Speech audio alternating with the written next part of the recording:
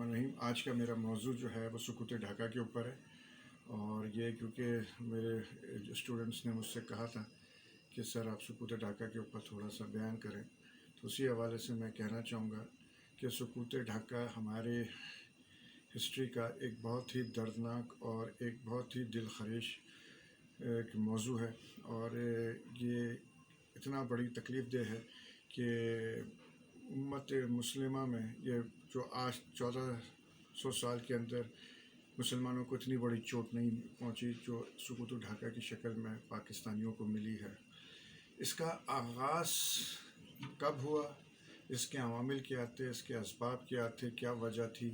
یہ میں تمام یہ باتیں یہاں پہ لے کر آنا چاہ رہا ہوں۔ اس کا آغاز مارچ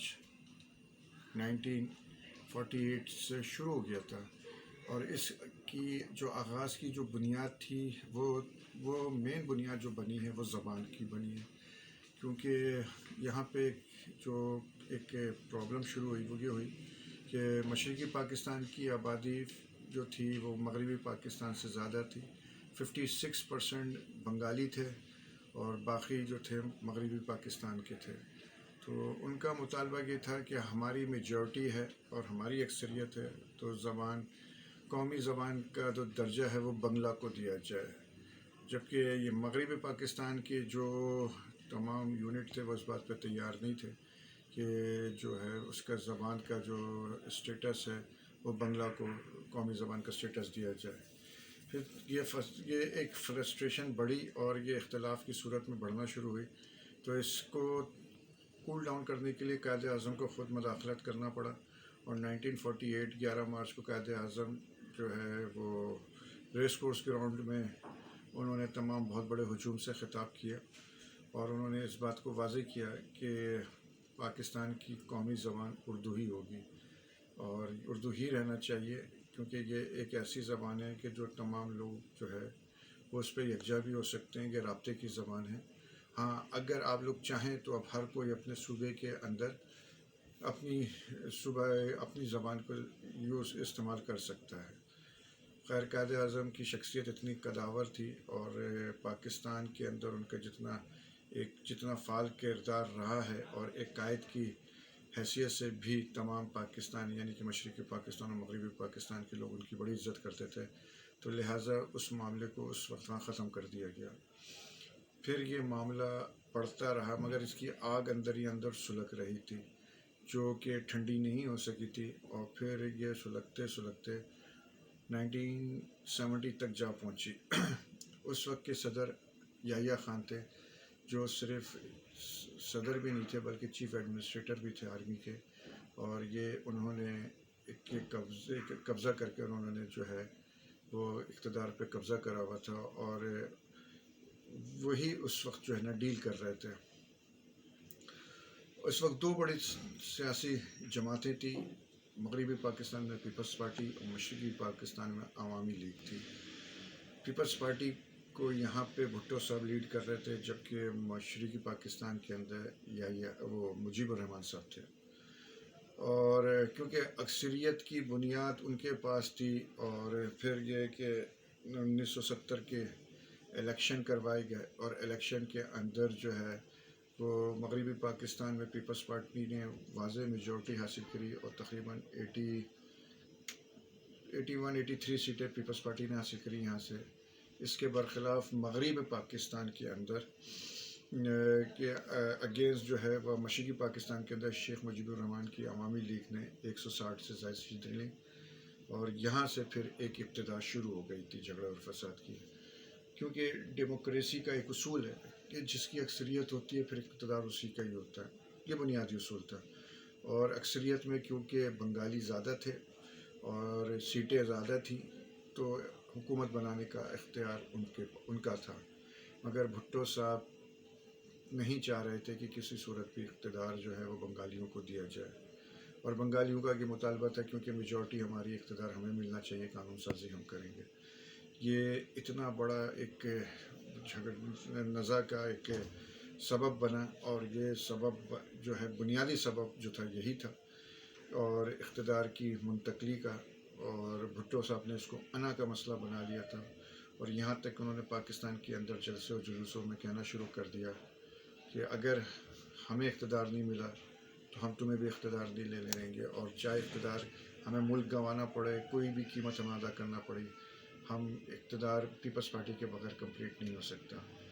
تو پھر یہ ہے کہ جب اس چیز کے لیے وہ تیار نہیں ہوئے تو بھٹو صاحب نے یہ نعرہ لگا دیا، آدھا تمہارا اور آدھا ہمارا، اور پھر وہ نعرہ جو ہے جلتی ہوئی آگ کے تل کا کام کر گیا، اور یہ ایک سب سے بڑا سبب تھا۔ اس کے علاوہ وہ تمام ناانصافیاں جو بنگالیوں کے ساتھ روا رکھی جا رہی تھیں، اس میں کا بھی ایک سبب تھا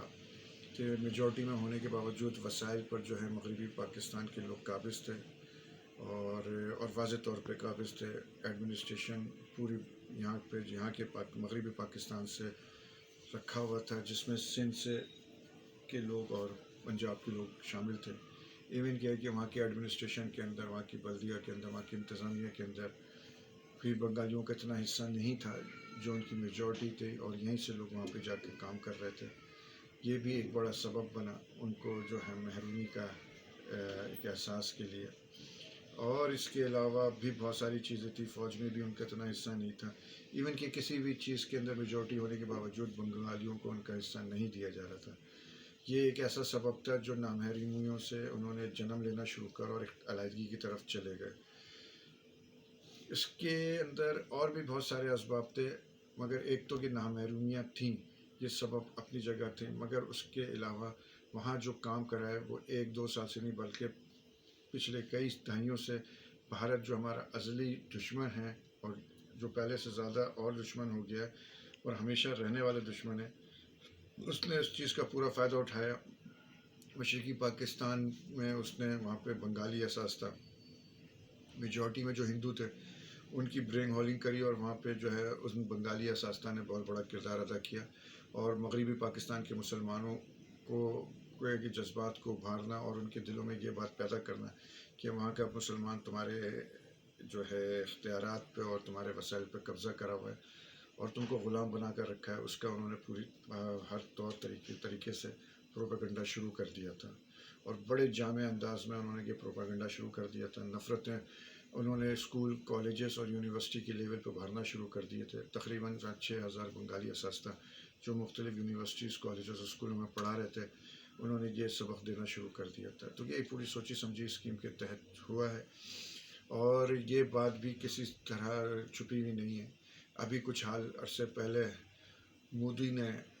یہ بات بانگ دہل بنگلہ دیش میں جا کے کہی کہ ہم نے اور ہماری ایجنسیوں نے پاکستان توڑنے میں بہت اہم کردار ادا کیا ہے، اور اس بات کا انہوں نے جو ہے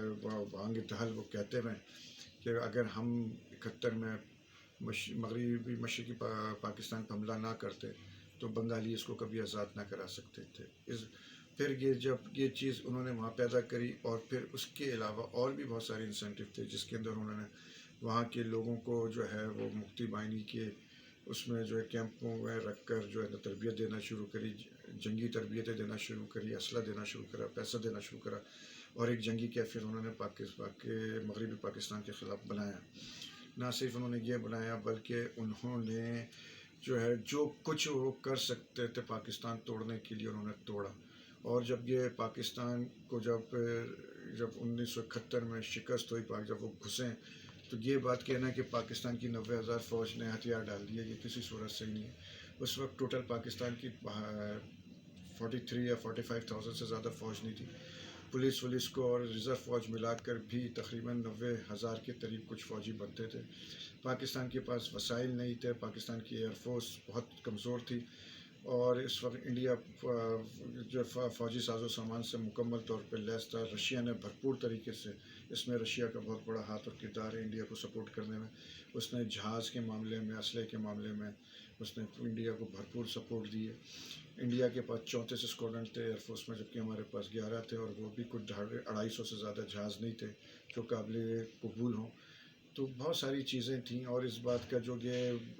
پروپیگنڈا پاکستان اور پاکستانی فوج کے خلاف کیا جاتا ہے کہ وہاں انہوں نے بڑی قتل گیری اور عظمت دری کری بنگالیوں کی، یہ ایک جھوٹ پر مبنی ہے۔ ایسا نہیں تھا، اکا دکا واقعہ ضرور ہوئے تھے، اور یہ بھی ہے کہ تقریباً ایسے 16-17 کیسز ہوئے تھے جن پر وہاں کہ مغربی پاکستان کی فوج نے یعنی کہ پاکستان نے اپنی فوجیوں کو کورٹ مارشل کر دیا تھا کہ 18-19 کیس تھے اور سب کو سزائیں دی گئی تھی. اس بات کا ثبوت میں اس بات سے دوں گا کہ ایک انڈین صحافی تھی جس کا نام شرمیلا بوس تھا. اور یہ امریکن یونیورسٹی آکسفورڈ کے اندر اپنا 6 سالہ تحقیقی مقالہ اور ریسرچر تھی جو کام کر رہی تھی اس پہ. اپنی کتاب اس کی کتاب تھی جس پہ ڈیٹ آف فرینکی کے نام سے اس کی کتاب کافی مشہور ہے. اس نے واضح طور پہ لکھا ہے کہ پاکستان کے اوپر جو الزامات پاکستان کی فوج پر جو الزامات لگائے جاتے ہیں وہ بے بنیاد اور بے گھڑا الزامات ہیں, کیونکہ جو کچھ ہوا ہے وہ پاکستان بننے کے بعد فال آف ڈھاکہ کے بعد ایک سب کچھ ہوا تھا. وہاں پہ جو ہے نان بنگالیز اور بہاریوں کے ساتھ جو ہے وہاں پہ بنگلہ دیش بننے کے بعد بے پناہ بے پردگی کے ساتھ قتل گیری کی گئی ہے. ان کی عظمتیں لوٹی گئی ہیں, ان کو جس طرح جلایا گیا ہے, جس طرح ان کی لاشوں کو دفنایا گیا ہے کہ قبر میں 100 لاشیں دفنائی گئی ہے, وہ اس کتاب میں واضح طور پہ لکھا ہے. تو یہ تمام چیزیں ہیں جو کہ ایک اس کے محرک بنی, اور پھر اس سے زیادہ انڈیا کا پروپیگنڈا, انڈیا کی مشینری ابھی تک ایکٹیویٹ رہی ہے. انہوں نے بے پناہ کتابیں لکھی. جس طرح ہمیں مؤثر طور پہ جواب دینا چاہیے تھا جنگی محاذ پہ, سیاسی محاذ پر اور علمی محاذ پہ, اور وہ چیز پاکستان نہ پہلے دے سکا نہ اب دے سکا. تو یہ ہمارے لیے سبق آمیز ہے, اور انڈیا نے یہ توڑ کر ایک دشمنی کی جو بنیاد رکھی ہے یہ ہمیں کبھی بھولنا نہیں چاہیے. اور یہ ہمارے لیے ایک ایسا زخم اور ایسی چوٹ ہے نہ صرف ہمارے لیے بلکہ امت مسلمہ کے لیے. اور جو پاکستانی بچے اور جو پاکستانی بھائی یہ سمجھتے ہیں کہ وہاں پہ پاکستانی فوج نے کچھ ایسا ذاتی کری ہے یا کچھ نہیں کری ہے, ایسا ہوا ہو, اکا دکا واقعہ ہو سکتے ہیں, مگر یہ پروپیگنڈا اور صرف پروپیگنڈا ہے, اس کے علاوہ کچھ نہیں ہے. آپ کو اگر اس چیز کے لیے آپ کو جاننا ہے تو آپ صدیق سالک کی کتاب پڑھیں, اور پاکستان ٹوٹ گیا. آپ جو ہے صفدر محمود کی کتاب پڑھ سکتے ہیں, مجھے پاکستان سے محبت ہے. اس کے علاوہ اور بھی بہت سارے آتھرس ہیں جنہوں نے یہ بات لکھی ہے, جو بات کی جانتے ہیں کہ انڈیا کی ہر قدم پہ سازش رہی ہے. انڈیا نے وہاں پیسہ, وہاں پہ لوگوں کو خریدا, وہاں پہ جس طرح فسادات کروائے, جس طرح اس کو توڑا, وہ ایک کسی سے ڈھکی چھپی بات نہیں ہے. مگر ہمیں یہاں پہ ہمارے اپنے لوگوں کو اس چیز سے متفرق نہیں ہونا چاہیے, اس پروپیگنڈے میں نہیں آنا چاہیے, اور پاکستان کا اور پاکستانی فوج کے ساتھ شانہ بشانہ کھڑا ہونا چاہیے. پاکستانی فوج ہے تو پاکستان ہے, اور پاکستان ہے تو آپ اور ہم ہیں. Thank you. So nice of you.